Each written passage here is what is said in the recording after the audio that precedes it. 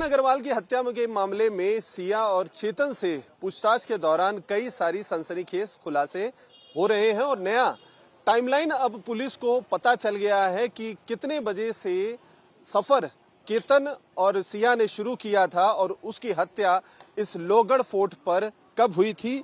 Police के मुताबिक 18 जून को 8:40 की सुबह उर्से टोल नाका जो पुणे के साइड से लोनावला के इस लोहगढ़ फोर्ट की तरफ आती है, उसमें पहले केतन और सिया की गाड़ी में वो दोनों कैप्चर हुए हैं और वहां से निकलने के बाद करीबन 9:30 बजे वो यहाँ पर इस फोर्ट में पहुंचे थे। अगर आप इसके टाइमलाइन पे देखें तो ये फोर्ट सुबह 9 बजे से लेकर शाम 5 बजे तक खुली रहती है और इसीलिए जैसे ही ये फोर्ट का दरवाजा खुला है, केतन और सिया आगे की तरफ जाते हैं। अमूमन चूंकि इसमें 400 से 450 सीढ़ियां हैं इस फोर्ट के ऊपर हिल टॉप पर पहुंचने के लिए, तो एवरेज के तौर पर एक पुरुष को 25 से 30 मिनट लगता है, जबकि अगर महिला ऊपर चढ़ना चाहे तो उसे 40 मिनट का समय लगता है। तो उसे कैलकुलेट करके पुलिस के मुताबिक 10:15 बजे सुबह ये केतन और सिया किले के उस जगह पर पहुंचे थे जहां पर इन्हें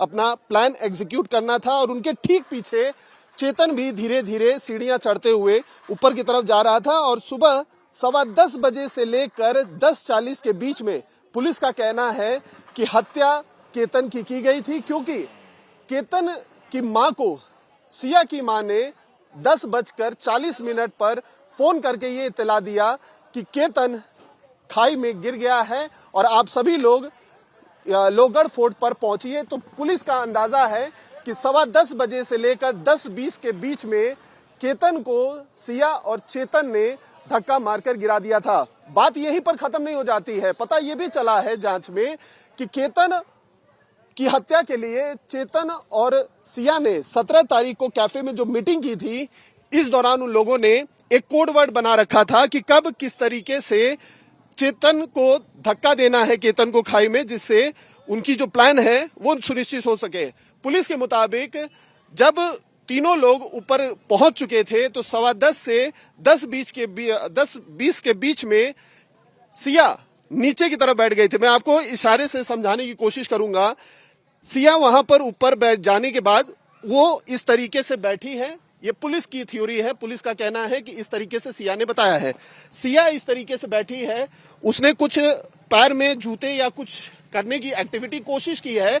उसके बाद उसने चेतन की तरफ जो कुछ ही दूरी पर खड़ा था उसको उसने आंखों से इशारा किया, जिसके बाद तेजी से चेतन पीछे आकर केतन जो ठीक उसके बगल में खड़ा था उसने उसे जोरदार धक्का मारा और केतन सिया के ऊपर से होते हुए नीचे खाई में जाके गिर गया। और उसके बाद जब वो नीचे गिर गया तो सिया जोर जोर से चिल्लाना शुरू कर दी और आसपास के लोग आनन फानन में आए। उसने तुरंत मां को फोन भी किया और रेस्क्यू ऑपरेशन शुरू किया गया, जहां पर केतन को जब झाड़ियों से निकाला गया तो काफी गंभीर अवस्था में वो घायल मिला, जिसके बाद में इलाज के दौरान मौत हो गई। तो कहीं ना कहीं इस्टेब्लिश करने के लिए क्राइम जो सीन होता है उसके लिए अभी पुलिस पहुंचने वाली है, लेकिन किस तरीके से हत्या की गई, टाइम ड्यूरेशन क्या था, कितना समय लगा इस पूरी जो साजिश थी उसको करने के लिए, इसको फिलहाल इस्टेब्लिश करने के लिए पुलिस कामयाब हुई है। यानी सुबह 8:30 बजे से लेकर 10:30 बजे तक 18 जून को 2 घंटे के अंदर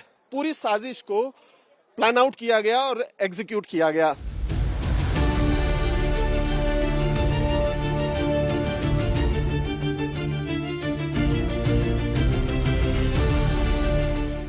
सिया और चेतन से पूछताछ के दौरान पुलिस ने बताया कि चेतन से सिया की मुलाकात सिया के भाई साहिल ने एक क्रिकेट मैच के दौरान कराया था। पुलिस के मुताबिक चेतन और साहिल अक्सर क्रिकेट खेला करते थे और उन दोनों में पहचान, जान पहचान और दोस्ती भी थी। और इसी दौरान जब सिया अक्सर अपने भाई का मैच देखने के लिए आती थी तो सिया की मुलाकात साहिल ने चेतन से कराई थी और उसके बाद चेतन और सिया ने फोन नंबर एक्सचेंज किया और अक्सर न्यूट्रल प्लेस पे अपने किसी ना किसी दोस्त के पार्टीज में मिला करते थे। दिवाली पार्टी साथ में सेलिब्रेट करते थे और फोन पर अक्सर दोनों में बातचीत होती थी। करीबन 2004 कॉल्स दोनों के बीच में हुआ है, ऐसा कॉल रिकॉर्ड में मिला है।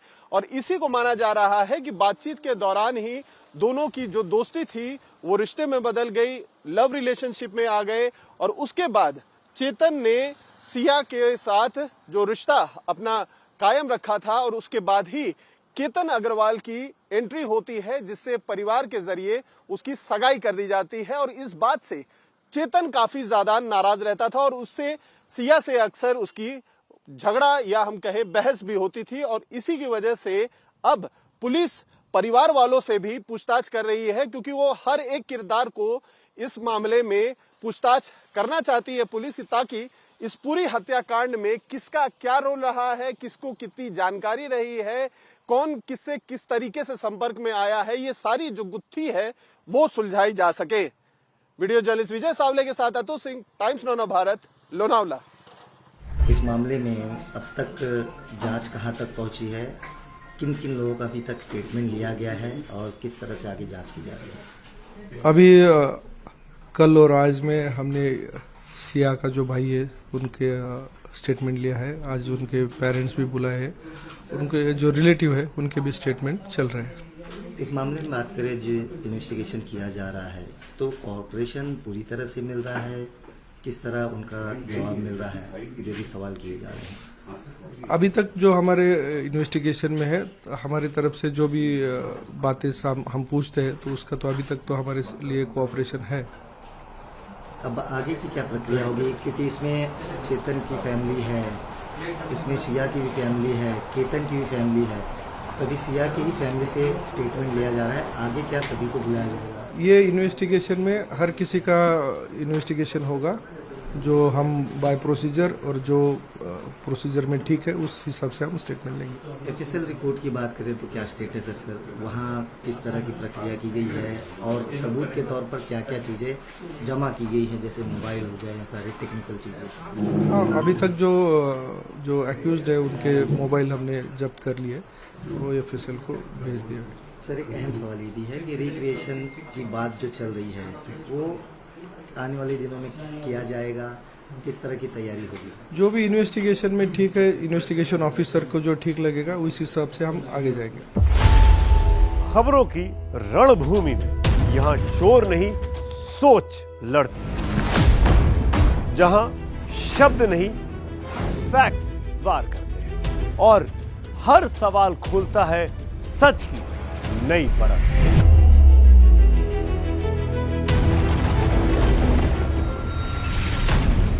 चक्रव्यूह आपके अपने सुमित अवस्थी के साथ सोमवार से शुक्रवार शाम 6:57 पर टाइम्स नाउ नव भारत पर।